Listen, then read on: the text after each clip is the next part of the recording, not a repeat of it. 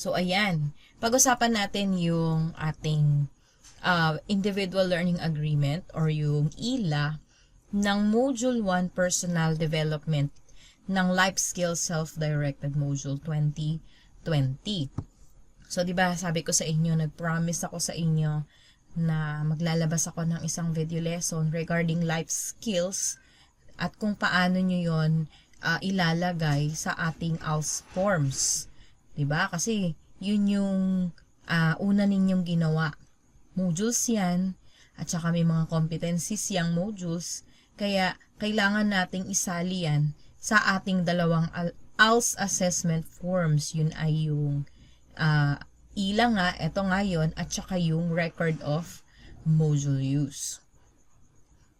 So, yung mga sasabihin ko dito sa ating video lessons ay maaari nyong gayahin or kung hindi kayo komportable na gayahin yung mga nakalagay dito, pwede rin naman na gumawa kayo ng sarili ninyo or itanong nyo sa teacher ninyo kung paano nyo ilalagay yung mga dapat ilagay doon sa forms. Okay? Pero, ang mga competencies kasi ay pareho lang din naman. So, medyo magkakaiba-iba lang kayo doon sa ibang parte. Okay. So, naalala nyo sa ating Module 1, meron tayong 3 sessions. Yung Session 1, Values and Skills. Session 2, Setting Achieving Goals. And yung Session 3 ay Learning New Skills. Okay? So, tingnan ninyo. Yung bawat session ay mayroong learning strand. Diba? So, this time, magmula Session 1 to Session 3 ng Module 1, Personal Development, ang kanyang learning strand ay 5. Okay? So, yan yung isasama natin mamaya sa ating form. So, ito yung ating Individual Learning Agreement para sa Module 1. So, ganun ulit, ilagay yung name of learner, ang inyong Community Learning Center, level, at saka yung ALS teacher. Diba? Naituro ko na kung paano i-accomplish o paano gawin yung Individual Learning Agreement. Diba? Pero ang nilagay ko dito sa lesson na to ay yung mga competencies na nasa Module 1. So, tignan nyo to. Nabanggit ko kanina na meron tayong 3 sessions sa Module 1, diba? So, unahin ko muna yung Session 1. Okay? So, sabi doon sa RPL 4, di ba, competencies yung mga nandun, at yung mga competencies na yun yung mga gusto nyong aralin na dapat ilagay sa Individual Learning Agreement. Okay? Ibig sabihin, we are talking about competencies.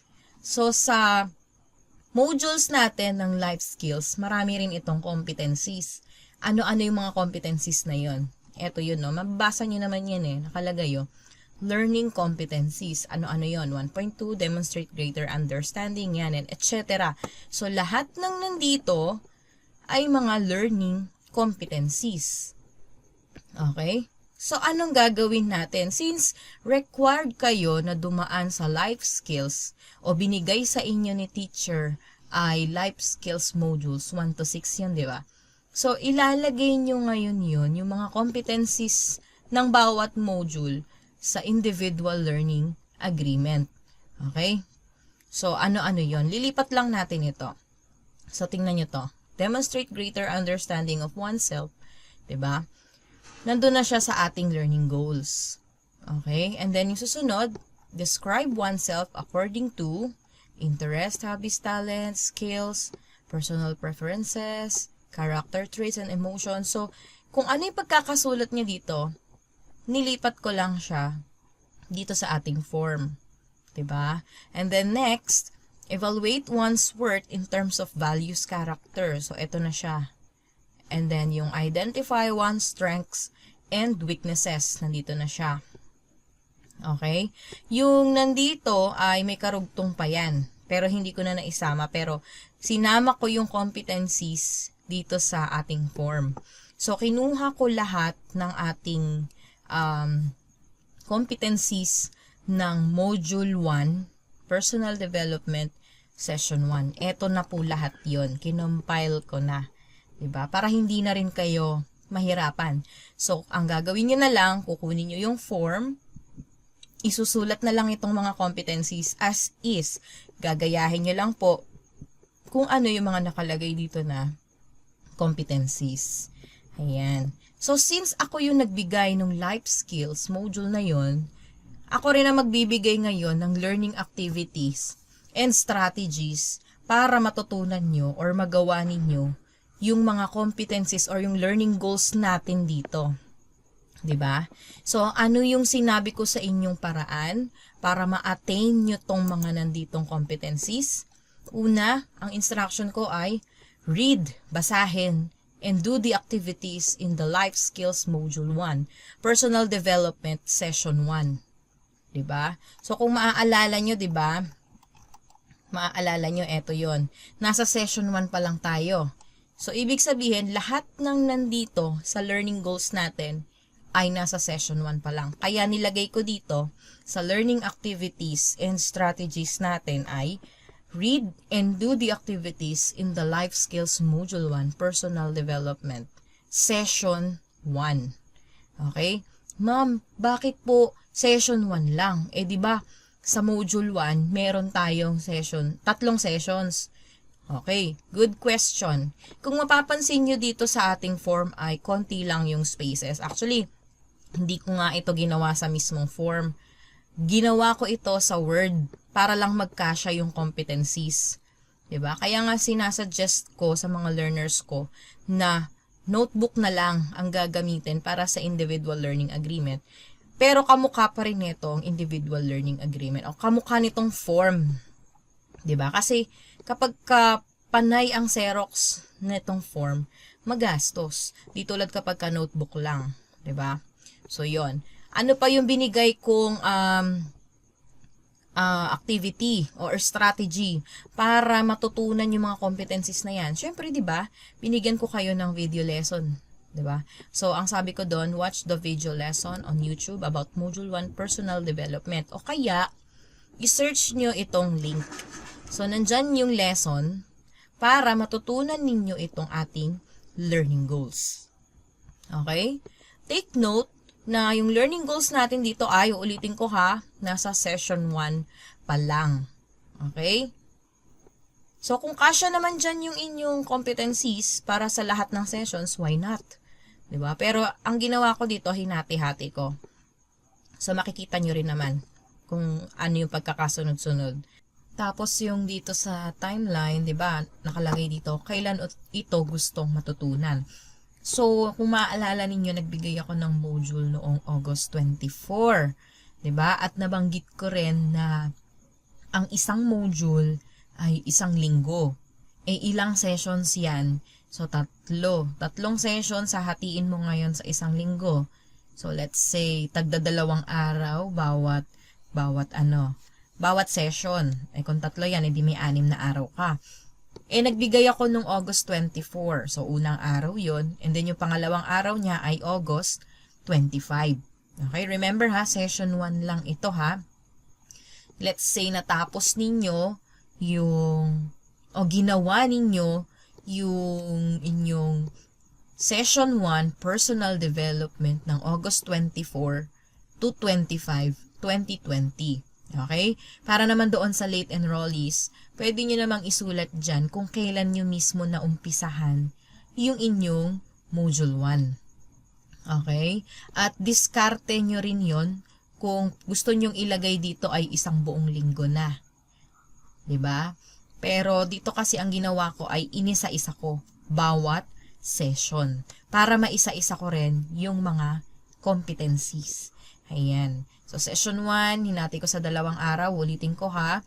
August 24 to 25, 2020. So, yun yung ilalagay natin. Dito sa review of learning goals, pwede naman na ikaw na rin yung gumawa. Pwede rin naman na si teacher na ang gagawa kapag ka naipasa mo na siya doon sa napagkasundoan ninyong date. 'Di ba? Kung ikaw yung gagawa dito, syempre, lalagyan mo lang dito, nagawa mo ba to? Kung natapos mo lahat ng activities dito sa session 1, nagawa mo lahat itong competencies, So, ilagay mo lang dito, achieve. Ayan. Kung hindi mo naman natapos, not achieve. 'Di ba? And then, ilalagay mo dito yung date kung kailan mo siya ni-review. Kung kailan mo sinuri. Kung nagawa mo nga ba o hindi. Ayan. Tapos dito, si teacher talaga yung maglalagay. Pero, sabi ko, mas maganda kung si teacher na yung maglalagay dito sa review of learning goals kasi aalamin niya kung talagang natapos mo nga yung activities or yung mga competencies na ito na nandoon sa module. Okay? So, ito yung ating session 1. Ito yung ating individual learning agreement para sa session 1. Okay? Yung competencies pwede nyong gayahin. Okay? Yung learning activities pwede rin nyo itong gayahin sa inyong form. Yung timeline, kung ito talaga yung ginawa ninyo ha, kung nanood kayo, or kung meron pang iba, pwede nyo isulat dyan. Yung timeline, dito depende po yun sa inyo kung kailan kayo nag-umpisa. Okay? Next. So, syempre, huwag kakalimutan yung agreement starting date, ha? Syempre, kung dapat tally. Pwede rin naman na isang linggo. 'Di ba? Sabi ko nga. Depende yan talaga sa pag-uusap ninyo ni teacher kung ano yung ilalagay nyo dito. Okay? Kasi in the end, checkan pa rin naman yan ni teacher. Magbibigay siya ng payo at saka pipirmahan pa ni teacher yan. Okay? So, dito muna kayo mag-focus sa ilalagay ninyong learning goals and learning strategies and activities. Okay. Now, punta tayo dito sa pangalawa, sa session 2. So, ganun ulit. Kung hindi siya nagkasya doon sa isang form, pwede ka mag-produce ng isa pang form para lamang sa session 2. Ayan, tingnan ninyo, nasa session 2. Pero, module 1 pa rin siya. Okay? Ayan. So, katulad din ng sinabi ko kanina, nandito na yung ating learning goals sa session 2 ng module 1. Ano-ano yon? Self-direction, identify state 1's goals, yan. Malalaman yung competencies yon pagka may code. Ayan yung code, Yan, may LS5DS, yan. Code yan sa ating curriculum. Tapos, makikita nyo nga rin yun doon sa module. Naka-indicate naman siya na yun ay yung mga learning competencies. Ayan. And then, ano yung mga learning activities and strategies na ginawa ninyo para matutunan nyo itong learning goals or competencies na to? So, ganun din. Read and do the activities in the life skills. Module 1. Personal development. Session 2 naman. Diba? Kanina session 1. Ngayon, session 2. Bakit po session 2 yan, ma'am? Nalilito na ako. Kasi lahat ng competencies na nilagay ko dito ay galing ng session 2. Kung maaalala nyo nga, diba? Sabi ko sa inyo, bawat session ay merong learning goals or learning competency. So, inisa-isa ko siya, bawat session. Okay? And then, ano pa yung strategy niya? Strategy na inassign ko para matutunan mo to. Sabi ko, watch the video lesson on YouTube about Module 1 Personal Development or click or search for this link sa ito yun. Diba? Kasi nandyan na yung video lesson para matutunan mo nga yung mga competencies na nandito. Okay? So, tingnan nyo tong timeline niya.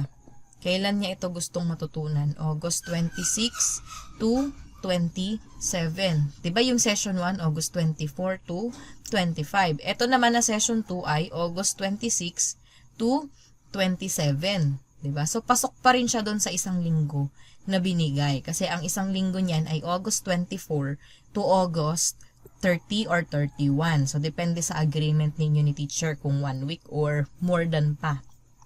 Diba?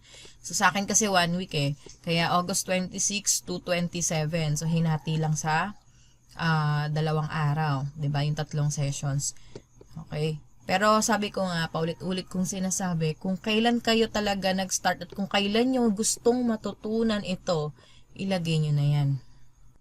Pero, dahil ako ang nagbigay ng module, pati ng learning activities and strategies, diba? So, ako rin yung nag-set ng timeline kung kailan nyo to matatapos. So, dapat 1 week lang. Kaya, ang ginawa ko dito, nag-set ako ng date kung kailan matatapos ninyo yung session 2. Yan. Kung makikinig kayo doon sa aking lesson, sa video lessons ko, masusundan nyo kaagad yung yung module. Yung iba nga, tatapos na nila isang araw lang eh. 'Di ba? So, yun. Basta nakatutok lang ha. Okay, pero ang ginawa ko nga dito, 2 araw. Binigyan ko pa rin ng 1 linggo bawat module. Ayan. So, ganun din dito sa proseso ng review of learning goals. And then, yung agreement starting date, dapat match. Okay, pwede rin naman na 1 linggo na. Depende nga sa agreement, August 24. Ang agreement finishing date ay August 31. And then yung pirma. Huwag kakalimutan ng pirma ha. Okay. Ito na yung sa session 3. So, ganun ulit. Kung magpo-produce kayo ng maraming form, ganito. Piruin mo, module 1 pa lang, ilang forms na? 3. Session 1, session 2, at session 3. So, ito yung competencies na nandoon sa ating session 3. Nilipat ko lang siya dito sa ating learning goals. 'Di ba? And then, yung ating learning activities and strategies, ganun pa rin naman. Ano lang yung nabago? Yung pangalan ng session. Read and do the activities in the Life Skills Module 1 Personal Development Session 3. At saka sabi ko dito, watch the video lesson on YouTube about Module 1 Personal Development or search for this link. So, yan yung link para doon sa lesson sa Module 1 Personal Development. Okay? O, tignan nyo na yung timeline nito. August 28 to 31, 2020. Okay po. So, nasa sa inyo yon kung gusto nyong sundin yung nandito sa timeline. Kung ilalagay nyo dito ay August 28. Ang agreement finishing date ay August 31. Pwede rin naman, nasundin nyo na yung binigay kong date. August 24, yung pang 1 linggo. August 24 to August 31, 2020. Okay po. And then, huwag kakalimutan yung signature ni learner. Signature mo, kailangan ko yan. Diba? Patunay na talagang ginawa mo nga. Okay? Now, question, ma'am, pwede ko bang i-print yan? Pwede bang hingin ko na lang yung kopya mo? Yes. Pwede akong magbigay sa inyo ng kopya nitong ginawa ko para di na kayo mahirapan. I-print nyo na lang kung kaya nyong i-print or i-download nyo tapos kopyahin nyo na doon sa inyong form. So, ilalagay ko dyan sa description ng ating video lesson yung link para ma-download nyo itong competencies para sa Module 1 Personal Development. Okay? So, abangan nyo rin yung para sa video 2, sa Module 2. Lahat ng competencies ilalagay natin. Pati gagawin ko na rin yung inyong competencies na ilalagay dito sa Individual Learning Agreement. Okay, so ito muna ha, masyado na kasing mahaba. So yun lang ha. Okay, so thank you for listening. It's me, Teacher Mira.